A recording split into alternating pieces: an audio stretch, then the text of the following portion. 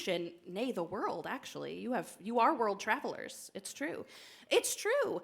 They've made a huge difference for kids and for teachers alike, and they are also two incredible human beings with just massive hearts who care about their students, about their work, and we are so lucky to have them here at Fremd.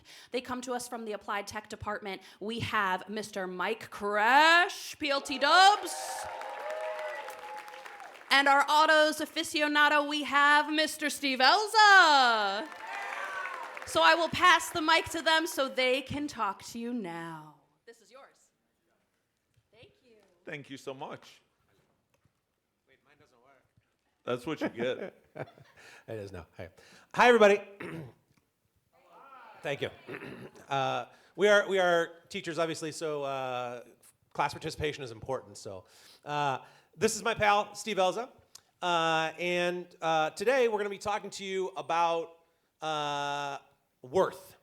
That's going to be what we're talking about today. Kind of we're going to tell a story about us growing up and how we felt worthy. And maybe how we turned it around, we'll see. We're not quite there yet. And we thought we'd talk a little bit about like who is the most worthy. We thought we'd be competitive about it because that's kind of how we are. So We're not competitive at all. I'm more competitive. All right. That's why we were talking this morning. He's over here serious. He calls me at 9:30 last night, and he's like, I made this whole slideshow here. He's always one-upping me. The true story is I texted him and I said, "Are you awake?" And I got nothing back. So that's really what happened. I wanted to be ready for you all. All right, quick show of hands. How many of you have ever felt worthy, like in your family? In your family, you felt like I'm worthy. Okay. How about in your classes? You felt like I'm worthwhile here today. I'm worthy. How about with your friends? Your friend group, you're like, I'm a worthwhile. Okay. Sports? Anybody on the team? The sports ball team? Yeah. If your hand didn't go up most of those times or all those times, don't worry. You are in the majority. If you looked around, you're in the majority. And today's going to be kind of about that feeling, where we were sitting in your spot when we were growing up. So I know I was reflecting back on this. I went to Fremd High School, and I was at, not the first Writers' Week, because I'm not that old, but I was at the second one. And I saw Gwendolyn Brooks here. Gwendolyn Brooks, who is an amazing poet, and I was sitting out there, and I remember being like, this is stupid. Because that's how I was at the time. So this is our department, our Applied Tech Department. You can see us back there.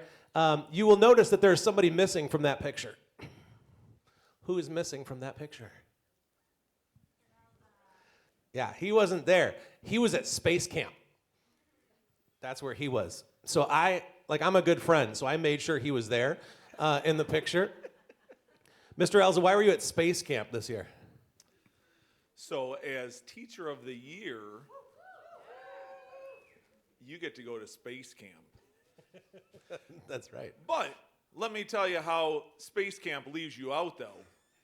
I was not always as slim as I am now. I was quite overweight at that time.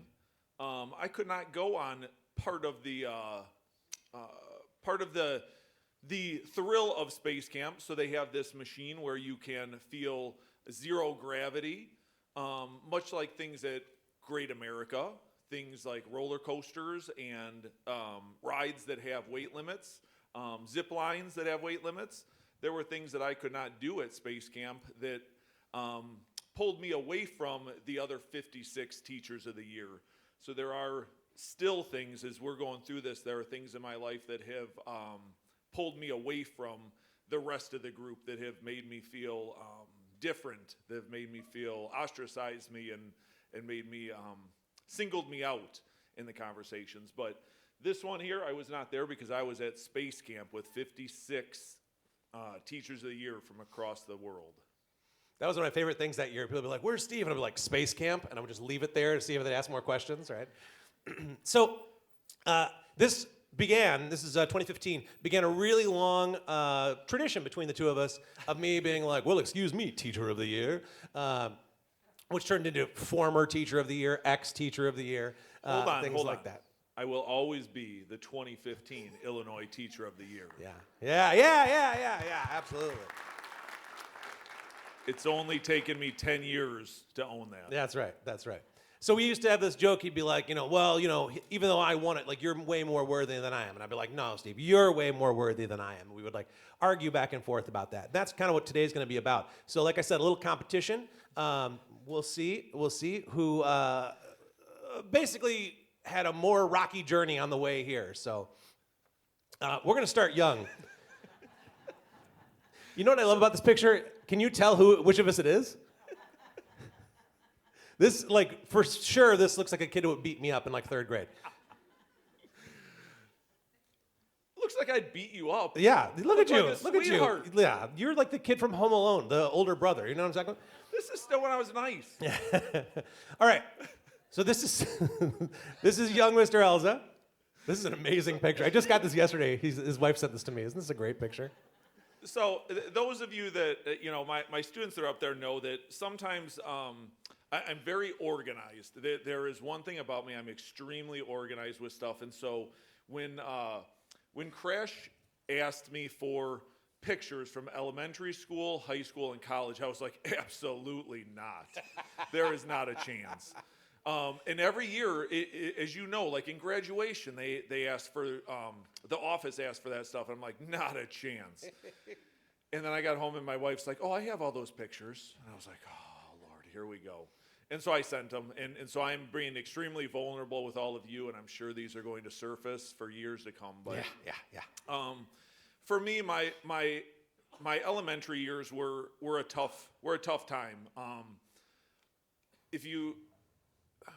For where I'm at now, these are tough to go back to. My parents divorced at a young age, and my dad moved away. He took off from us. He started a new family and wanted nothing to do with my sister and I. He literally took off and was never there for us. My mom was an amazing, strong, driven woman that made sure that we had what we needed.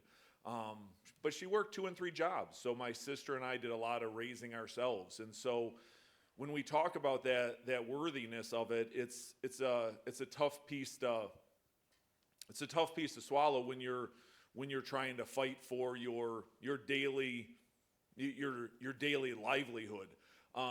Growing up for us, paper towels were a luxury. I think about now, I was just thinking about this morning as I'm drying my hands. My wife loves these nice paper towels in the bathroom, like these fancy little paper towels to dry your hands because you can't use a towel. You have to use these paper towels that you throw away when you're done. As I was growing up, we didn't have paper towels because those cost money that we didn't have. Growing up, I had I have this shoe fetish now. Like, I have more shoes than my wife. I have a closet full of shoes. Because I got 1 pair of shoes for a school year because we didn't have the money for shoes. And as you can tell, I have a size 18. I have never had small feet.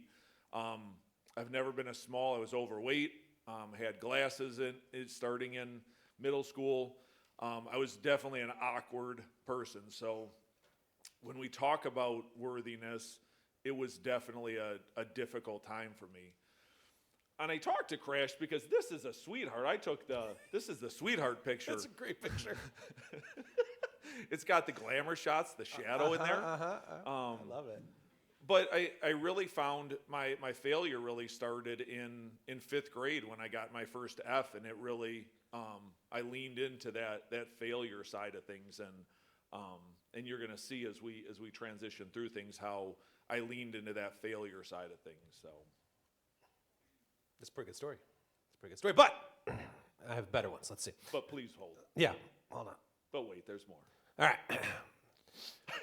So there's me. Look at, like, his shot was so much better. It was beautiful. That was like a JCPenney catalog. All right. So I often like to say that I peaked in 1st grade. That was like where it was the best. I took some tests going into 1st grade, and they're like, "You're brilliant." So I went to like this magnet school where they like take a bunch of smart kids and put them together. And then I was the worst kid in that class for the next 8 years. Like I was just you didn't belong here every single year, every single moment, bad grades and didn't do homework and all that kind of stuff. At least they thought about you and put you in the bag Like- at school to start with. Yeah, right in first grade. And then it was just downhill from there. So I I'd space out. I was not doing well. And I would just sort of like cope with, like try and find things that could make me special, that could make me worthwhile, because all of the systems around me were saying that you are not succeeding at this or anything, really. You can see there I am on the right side of the left picture. I was dressed as Bill Gates, actually. That's luckily it was written down, so I knew what that was. And really upset in the right picture. I don't know what was going on there. I did grow a rat tail because I thought that would be a good look. This is the only. This is like the fanciest portrait or anything we have of me. My parents have this displayed in our home still. So. Oh, still. Still, yeah. I asked them, like, do you guys have that picture? And they're like, do we have it? It's on the wall. Like, it's ready to go. I found out this is why I have all these pictures, is my mom took all these down, put them in a bag, and gave them to my wife. And they're yours now. When I was in 6th grade, I was like, I need a catchphrase. Like, that's what I need, right? I'm going to have to develop some sort of catchphrase. So I went with the word bonus. I thought that would be my thing. I'd be like, bonus, right? Like, that would be a really cool thing to say a lot. I like cut out the letters and put them on my desk. Bonus. I was like, that's a cool thing to do. The last story I want to share with you here for 7th and 8th grade is this is a classic tale. You've heard this before, but I had a girlfriend that went to another school. And so, my friends at school were like, do you have a picture? This is like pre-internet and everything because I'm old. And I was like, well, of course I have a picture.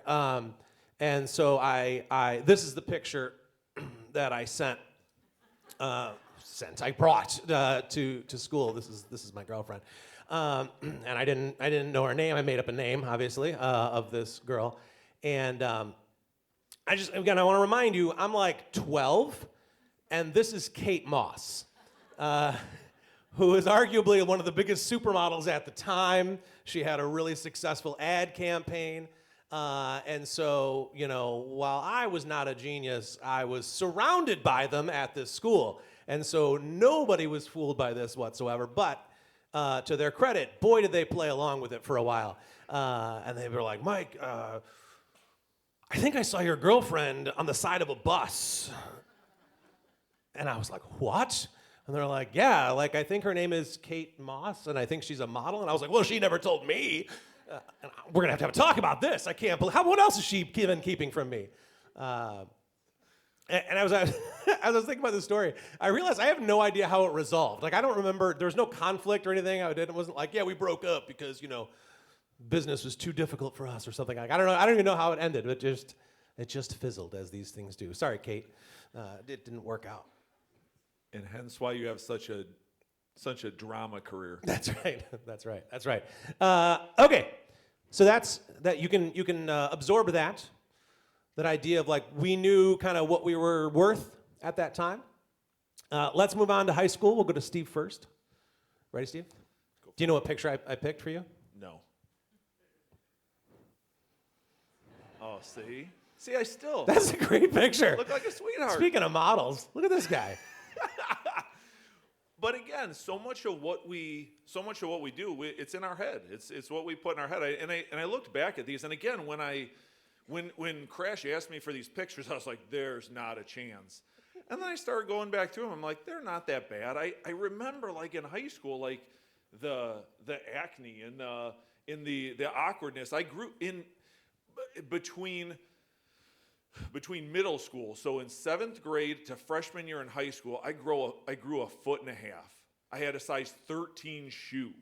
Like, I was the most awkward, lanky, clunky. I was tripping over myself. I remember this. I was the giant. Like, I was looking at pictures where, like, I'm this 6 foot tall giant and all these little people around me. I remember the small kid in class, like I was so slow moving and so just uncoordinated. And I remember getting beat up by the small kid in class because it was like the road runner running around me, just picking on me. And it was awkward. It was a totally awkward time. But I look back at these, I'm like, it wasn't that bad. It was not that bad. But truly and honestly, as we lead into our high school, I kind of I left off with, 5th grade was my first F, but it was also my first real friend I had made.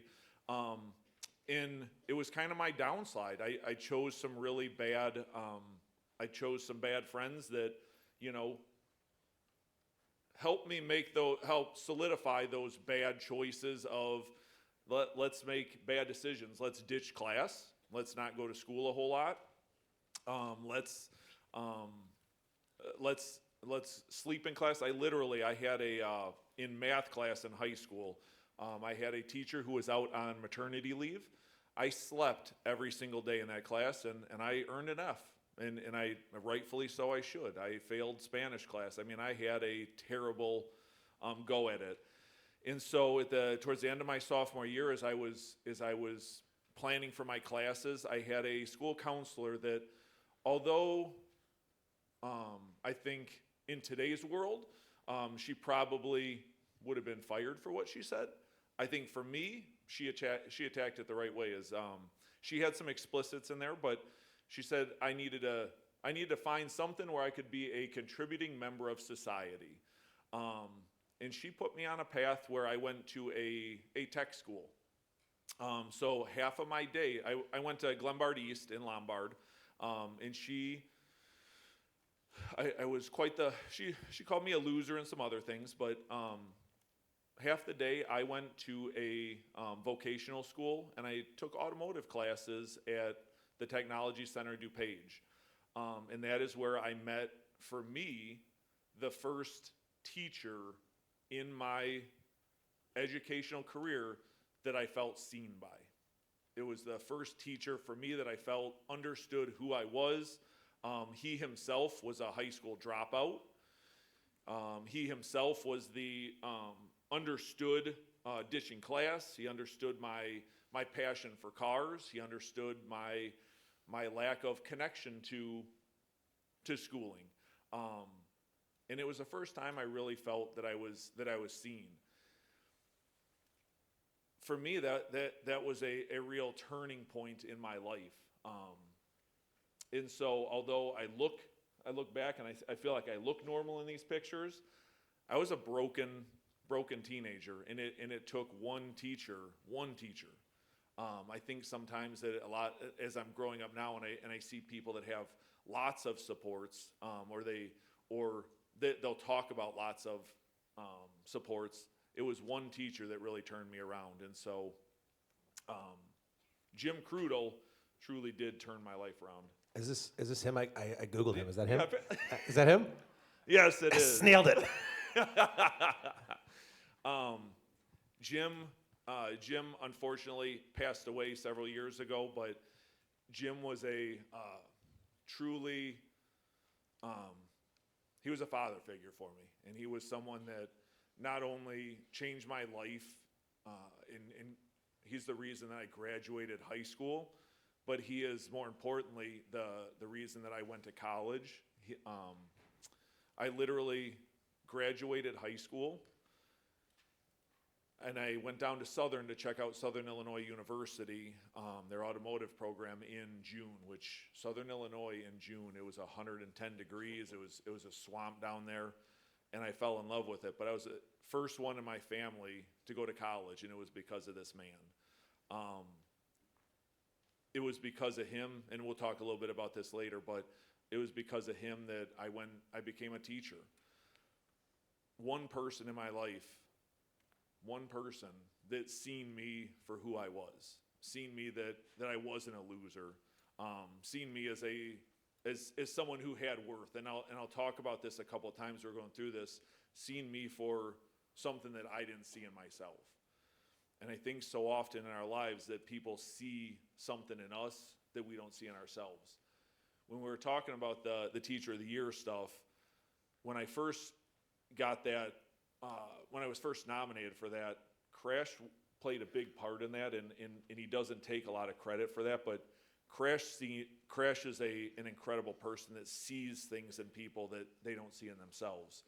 And if it wasn't for Crash supporting me through the process, and I don't think I've had this conversation with you, Crash, but I'm going to do it in front of all these people here. Great.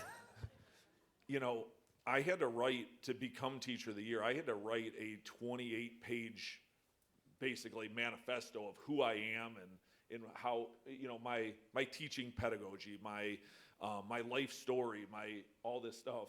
And if it wasn't for Mike spending hours and hours going through that with me and reading it or you know, proofreading it and helping me work through the process, I don't know that I would have become Teacher of the Year. Sure. So, I don't know. Oh, thanks, buddy. There we go. It was a secret, too. We had, like, hide in his truck and do it. It was like, yeah, who could tell anybody? But yeah, so in high school, it up until sophomore year, I was destined to be a high school dropout. I had a DF average, and if it wasn't for this man, if it wasn't for the counselor that told me I was, a few explicits in there, and a loser, in meeting this man right here, Jim Crudel, I probably would be in a very different place in my life. So, can you top that one? I don't think so. No, I don't think I can. You might have had me in elementary school. Yeah, but I think. All right. So this is me as well. Again, I would like to specify that this photo is in black and white, not because I'm old, but because it was artsy. We had color photography at the time. Just, you know, black and white makes it artsy. Those are my art photos. Steve, what was your GPA in high school? Do you know? GPA? What is that?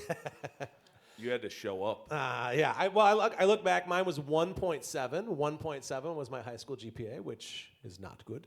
I missed 28 days of school my sophomore year. And you might be like, you know, sometimes I tell that story and people go like, oh, like, were you really sick? I was not. There was no chronic illness. I just didn't want to go. And it wasn't until like I found my home, and Steve talked about kind of finding that worth, like someone that found that worth. And for me, that was actually like kind of where I sit right now. In fact, let me hit that one right there. I'm in this picture. Can you tell where I am? That's right. I'm the Tin Man. It's like almost exactly where I sit right now, like probably right there on this stage in this place. And so that's pretty cool. In fact, I found this one yesterday. For the astute viewers, you might see a W in the background. There's like a part of a W.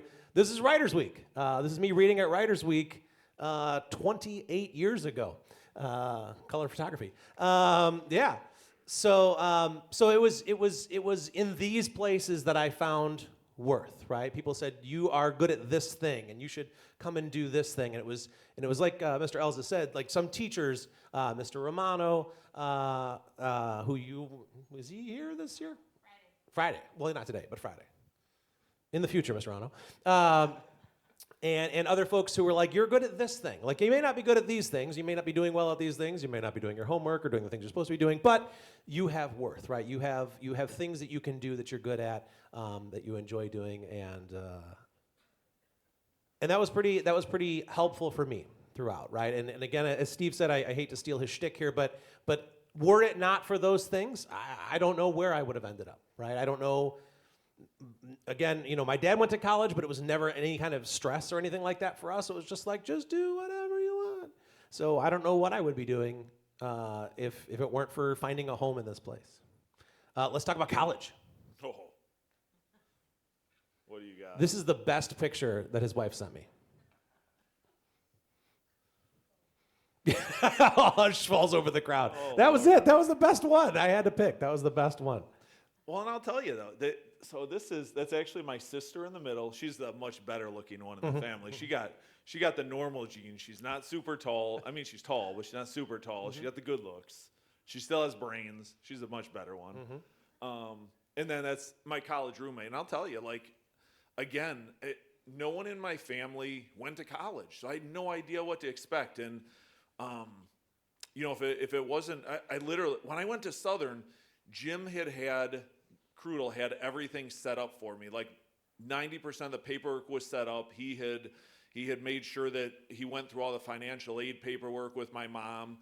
The guy made stuff easy. But the gentleman on the right, Andy, was my roommate, was my freshman year roommate, and he's the reason I stayed in college. I was awkward. There's no doubt about it. I hadn't found my place, and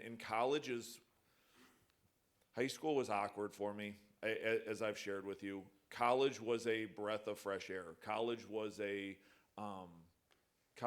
definitely an accepting place where it was just an easy place where everyone just took you for who you are. But it was uncomfortable for me because I was so used to not being accepted anywhere. And so for me, I turned to alcohol quite a bit.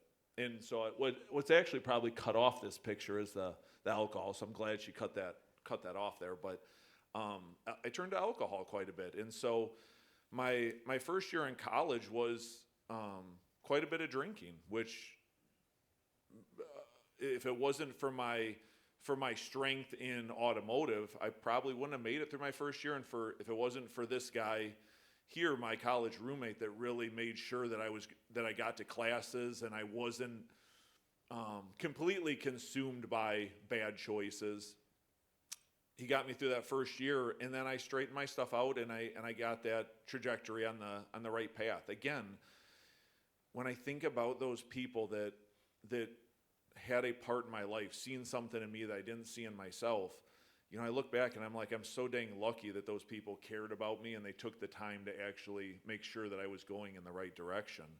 And so, I wasn't a stellar college student, but I do remember I graduated college with a 3.8 GPA. And so from a student who was a DF student in high school to a 3.8 in college, that's a stark difference, and it's truly because of people that care about you. But ultimately, when I think about this stuff, this was the turning point where I started. It was the kick in the rear end I needed to start believing in myself. And it was the kick in the rear end that you have that this is my passion, and I have somewhere to go with it. So for me, college was really an eye-opening experience that I have a little bit of value, and definitely opened some doors for me. Nice. Okay. What you got? So I went to, there's no picture of that, right? So I went to Fremd, as I said, and this is a different time. So in order to get into college, you had to take the ACT, and back then you had to pay for it and schedule it, neither of which I was prepared to do. And so it's alarming to me now how easy that could not happen. So at the time, like, oh, you're not going to pay for it? You're not going to schedule it? Well, you won't take the ACT? And I was like, okay. All right, well, then it's great. I'll save some money. It sounds awesome. And then it was like, I don't know, probably around this time, my senior year, people were like, I'm going to college. And I was like, oh, right. And so there was a school called DeVry College. Has anybody ever heard of DeVry? Anybody? Yeah, a couple people. There's some hands. Yeah. You may have heard of them recently in terms of scandal that I believe they either are or were shut down of some kind. Anyway, so they are a for-profit college. At some point they were a university. I don't know that they are or were anymore. But anyway, so their representative came to Fremd and was like, "Would you like to go to college?" And I was like, "Well, the ACT and the whatever." And they're like, "Don't worry about that. No big deal. Do you have money?" And I was like, "We don't have that either." And they're like, "Can you take loans?" And I was like, "I don't know." And they were like, "Well, here, just sign this thing, and you can go." And I was like, "Great! Look at all these idiots taking the ACT and everything. All you had to do was sign this thing, and then you're in." So DeVry took me, and I started like July 15th or something after senior year. Like they were on a trimester system, so I got like 2 weeks off of Fremd, and then boom, college. And And I made it like 2.5 trimesters. I didn't even make a full year because like once you were in, they were like, you're on your own. Kind of like Mr. Ellis was saying, like there's just do what you want, right? And I just like didn't sign up for the right classes, and then they were like, oh, you didn't take this class, you can't take that class, and like everything kind of fell apart. It was at that time though that I was taking computer information science, I think was my major. And I really didn't enjoy the work that I was doing all that much, but I really enjoyed helping other people. Like people who were struggling in the lab, and they were like, hey, do you know how to do this thing? I'm like, oh, and I'd like sit down and help them. And I was like, well, I like that a lot better than the doing. I like, helping other people do it. And I think that was like my first, like, maybe teaching might be a thing. Maybe. But anyway, dropped out. Like I said, didn't make it. So then my wife's gonna be so mad at me. I was dating this girl, who is not my wife, and she wanted to break things off around this time, and so romantically, I followed her to college, and then about 2 weeks later, she like really broke up with me. So I was like at U of I, enrolled for no reason, and so I made it a semester there before dropping out. Well, not dropping out so much as just like not registering for any more classes. I just, it was just sort of a mutual agreement that I just wouldn't do that anymore. And so I'm like working at IHOP, which is the International House of Pancakes, Steve. It was very impressive. And I'm a Denny's guy. You're a Denny's guy. Anyway, so I was like working there, and people would be like, "Oh, are you a student?" And I would lie because I'd be like, "Aren't we all students?" And it wasn't. There was like a random dude who worked there, and he like noticed that I was lying, and he was like, "It's okay, man. Like I'm not a student either. It's okay. You're still a good dude." And I remember like it was such a minor little throwaway thing, but I was like, yeah, it is okay. It's okay. And I often think about like it's not, people don't always knock on your shoulder and say, hey, you're okay. It's okay to be who you are. And Steve mentioned with Jim, like that's kind of what that was, right? Like you are okay. You have worth, even though these systems are not what you see. You kind of have to look for that sometimes. It's not. I mean, in my case, he said literally, you are okay. But oftentimes, it's not that. You kind of have to look for it. All right, so we're getting a little bit closer to the present here. We've got this one here. Yeah, this was a bunch of baloney. 2015, Steve invites us all out to Wrigley Field. This is where the Cubs play. And Steve is going to throw out the first pitch. This is after he won Teacher of the Year. He's a huge deal. He invites us all out. There might be people in this room who are invited to that game. And we went out to this game.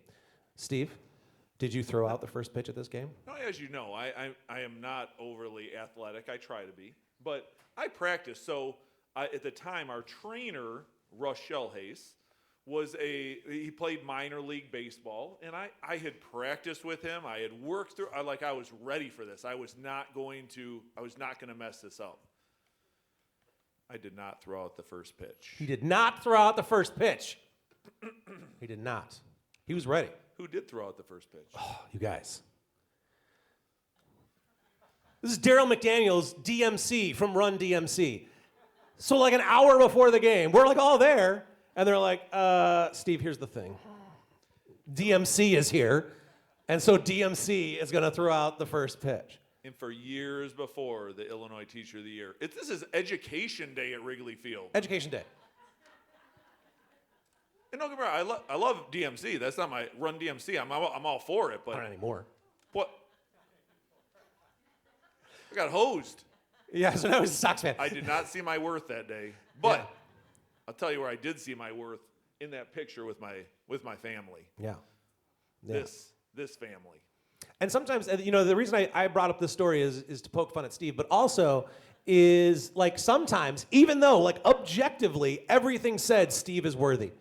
He won this award. They called him out. The Cubs were like, do this thing. And sometimes even still, worth gets redefined, right? Without your permission, without anything, it gets taken from you, and that happens sometimes. But I've learned to not. I see, and I look back on it as a very fond memory because I look back on it. I am salty that I didn't get to throw the pitch out. Let's be honest. But when I think about my family, like my my in-laws, my mom, those people, but my Fremd family, my work family, like they were all there. Like I got to spend a day with my family, and I use family a lot because they're my family. I love the people that I work with. I love the people that I live with. They were there with me, and I got to spend that time with them. So here we are. Steve is winning the award. He's being recognized in our gym right there. 16 years ago, 11 years ago, and math. Did you feel worthy at this time, Steve? I don't know what the heck was going on. I don't know what was going on here. This was like a whirlwind. This was like in the very beginning of it. Mm-hmm. This is a blur. Do you remember like it messing with your head at all in terms of like people giving all these accolades and all that kind of stuff? Yeah, for me, I love teaching. I love working with my students. I mean, it truly is, and there is no higher honor. There is no better job in this world than being a teacher. I truly believe that, and I am lucky that I get to do this job every single day. I'm lucky that I get to work with so many of you bright, young people every single day. And so for me, to get honored in this way, I was, I remember, so just a real quick story. I know we're going to run out of time here, but when Kurt Teneper, our current principal at the time, walked in and said, he interrupted my class. You don't interrupt my class. He walked in, he goes, I need to talk to you for a minute. And I said, I'm in the middle of class. And he said, I need to talk to you. And I said, I'm in the middle of class. And I went back to teaching, and he goes, I need to talk to you, Elza. And I'm like, am I getting fired? And he's like, I need to talk to you. I'm like, so, what do you want? We nominated you for those who excel. I'm like, okay, thanks. And I turned around and went back to teaching. And he walked away. And I literally looked it up during my free period. I was like, oh, crap, what did I get? So, again, you all are my number one.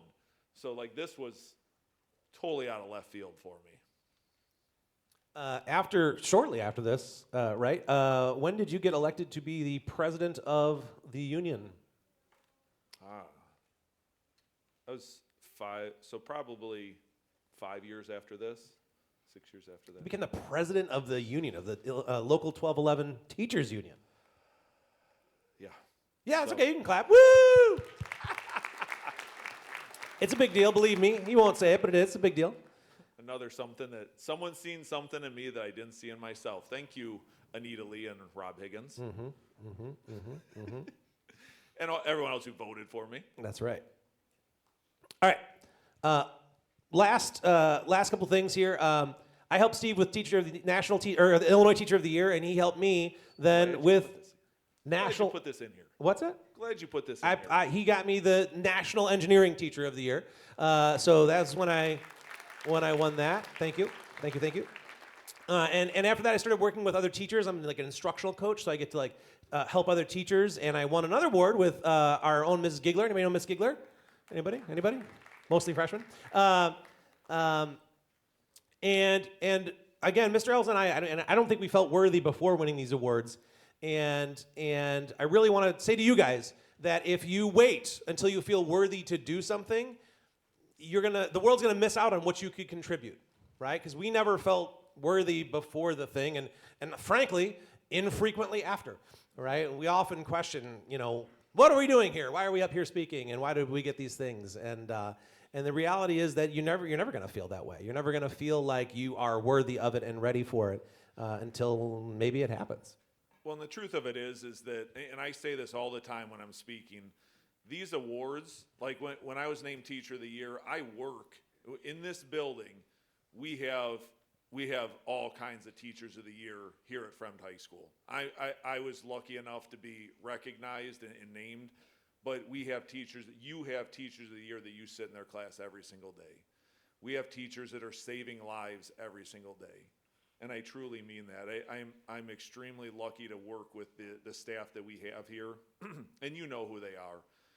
And we do it every day for each and every one of you.